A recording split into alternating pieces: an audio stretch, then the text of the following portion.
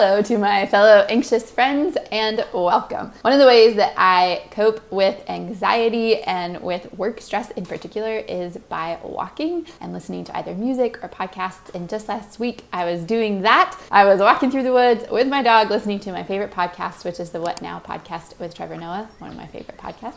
And he was interviewing Jonathan Haidt, who is the author of The Anxious Generation. And a couple of things really stood out to me. Where are the kids learning how to resolve conflicts amongst themselves? Where are they learning what games they do and don't want to play amongst each other? The way you wire up a brain is by exploring, trying things, and failing. Explore, try, fail over and over and over again. So when a kid tries to build a block tower, it falls over, they do it again. Now, I am not a parent myself, but I am a small business owner. And as I referenced in last week's video, this process of loving and caring for a thing, seeing myself in it, the best parts of me, the worst parts of me, all the parts of me, giving it really my life, my life force and breath. I do get to exercise skills and qualities of motherhood with my work team and environment. After doing that for the past 6.5 or 7 years, have noticed some really key things. Number one, employees as a whole struggle with independent problem solving.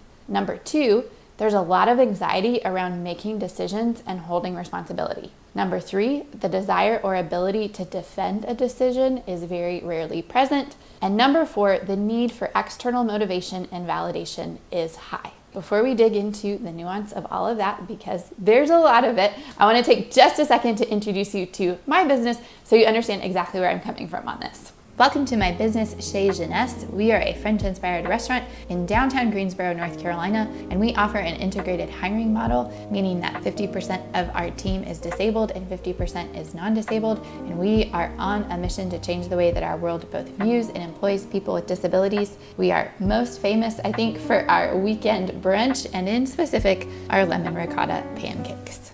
So, I'm not working with kids, I'm working with adults. Naturally, if I was working with kids in a work environment, we'd have some big violations going on. Not only am I working with adults, but I'm also working with adults with disabilities, which adds another layer of development into the picture. Oftentimes in those developing and childhood years for people with disabilities, they aren't treated as though they are capable, which over childhood and into adulthood can really impact the self-confidence or the independence or even the skill sets that someone does develop. All that to say, as a boss, I am looking for two things on my team. Number one, I do really love people who already come into a work environment with responsibility and leadership innately part of who they are. But secondly, I want, as a leader and a boss, to be equipping and coaching and supporting those qualities and characteristics in my team, regardless of what their experience with those things have been prior to working for me. So when I listened to this podcast with Trevor Noah and Jonathan Haidt, it really struck a chord with me in the characteristics and patterns that I've been seeing in my own work environment, and this feeling of, is it my leadership style and personality and the way that I'm leading and coaching my team that's contributing to the lack of problem solving and confidence and independence that I'm seeing in my teammates? Or is that something that people are bringing into the work environment with them? And then we are working sometimes extra hard to try to change those patterns and structures.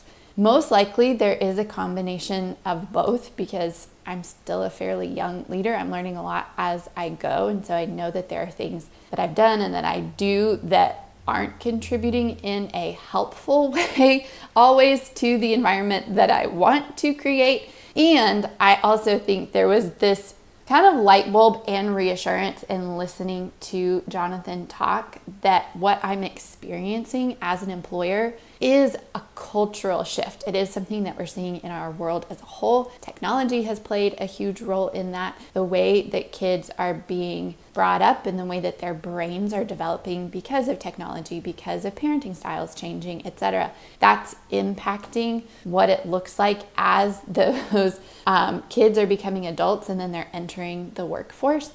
And so there is, yes, a mix of what am I responsible for and how do I adjust that with this is something that we're just experiencing in our world in general. And so the greater world that's now been brought into my little world is the same, and I'm feeling that impact, I'm feeling that weight, and how do we approach that in a way that is supportive to developing some of those skills and characteristics now if they got missed at an earlier point in life.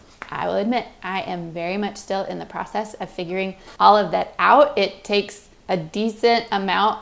Actually, a lot of my daily and weekly thought process right now is going in the direction of what does it really look like to cultivate leaders, to invite them in? How do I create an environment that is more supportive and conducive to building up leadership? So you're coming into this journey with me kind of partway through, and I still have learned a lot of things over the past 7 years of being a business owner. And so I'm going to share some of the tips and techniques that I have established with you today. So first of all, is having the mindset, whether it's a teammate who is disabled or non-disabled, that teammate is capable.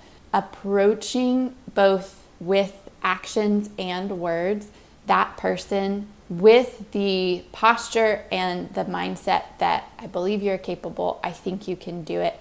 Not just assuming that somebody wants or needs my help, and definitely not just jumping in and doing the work for someone else. It's really important to give people space to experiment and figure out what works for them personally. So step back just a little bit and become an observer and actually watch and learn what other people's process is. See where their brain is naturally going, and then where possible, or if it feels beneficial, offer some additional coaching or support once you're already clued into how that person is operating. Number 2 is then verbally reinforcing to that teammate that they are capable, that they can do something. I hear a lot of times from my team, and I do hear this a lot of times from disabled teammates because it's what they've been told or treated like their whole lives, is that they can't do something. And so then that's the response: I can't do that. And I try really hard to respond with, I believe that you can do it. What do you feel like you need in order to do it?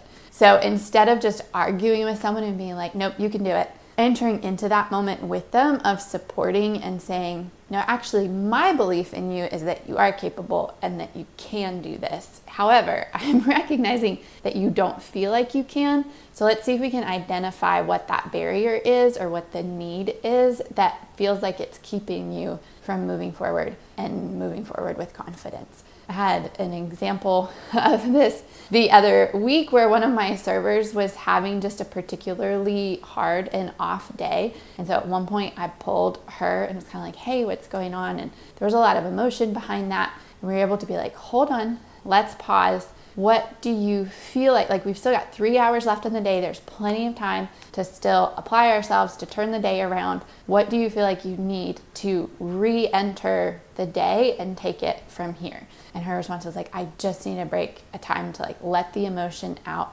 We're like, okay, let's try 5 minutes, check in with your supervisor, catch them up on where you are, take a beat, and then come back. And that's what that person needed. She knew herself. She knew what was gonna help her come back into the day and tackle the rest of service. And it did. It turned the day around. But it took pausing for that moment and not just saying, you're having a bad day, therefore you're not useful to me anymore, but calling back to like, hey, you can do this. I know it. I saw it in you. What do you feel like you need in order to get back to that space for you personally? She advocated for herself. She knew what she needed. We took care of it, came back. The rest of the day finished so much stronger. Number 3, when your team brings you their problems to solve, pausing and instead saying, how would you like to solve this problem? This has been something that I have really been working on because I think being in the startup phase of a business and being the natural problem solver at the beginning, because I was the one who knew the concept, it's been a hard pattern for me to break, of switching and be like, no, wait, I've got a team that's very capable now. They also know the business. It's not brand new. It's not just me who has it in my head anymore. Like, our whole team understands it. So switching that mentality and switching some of those habits and practices, it's hard to break, but that's been my take. Is when someone is like, hey, this is the problem. Instead of just jumping in and being like, well, here's a way that you could solve it. Instead saying, how would you like to solve it? And when or if that person has me in mind for the solution of that problem, then I'm like, let's think again. You're going to need to find a resource other than me. This is a process that's going to take diligence. It's going to take practice. It's not just going to happen overnight. So if you're the leader in your work environment, know that you're going to need to be committed to that. You're going to, every time someone brings you a problem, you're going to need to encourage them to think it through for themselves. Otherwise, you're going to slip right back into that pattern of doing the work for someone else. Number 4, recognize and admit that it's going to feel clunky for a while. I think it can be so easy to feel frustrated when your team isn't where you want them to be, when the environment isn't what you want it to be yet, when it still feels like there's lots of swings and misses.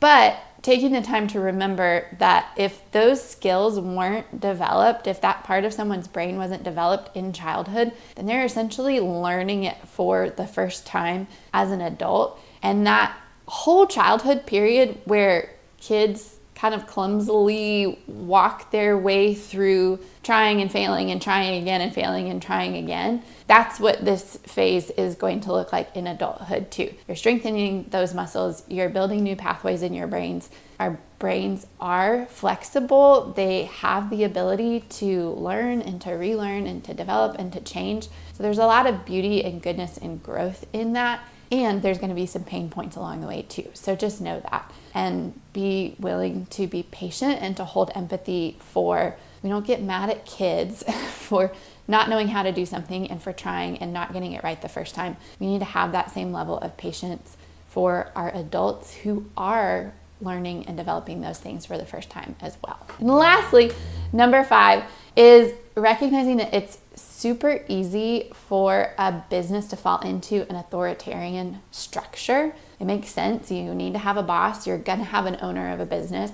But something that I'm really curious about, and will continue to be conversations here on this channel, is what it looks like to have a business be more of a democracy. Not that there aren't still rules or that there's not structure, because both of those things are good and I'm a fan of both of them and they're needed. But what does it look like to hold more space for curiosity and play and decision making and responsibility being team led versus boss to team? I'm figuring that out. It's something that I am hopeful about, that I have a lot of questions and curiosity around. So I don't have all the answers for you there yet, but am going to continue to explore it in the coming weeks and months. Would love to have you along for the journey. So if you've made it with me this far, thanks for being here. I hope that you will subscribe, that you will join in this community with me. If you found it helpful or if you have any questions, please leave those in the comments below, and we will see you next week.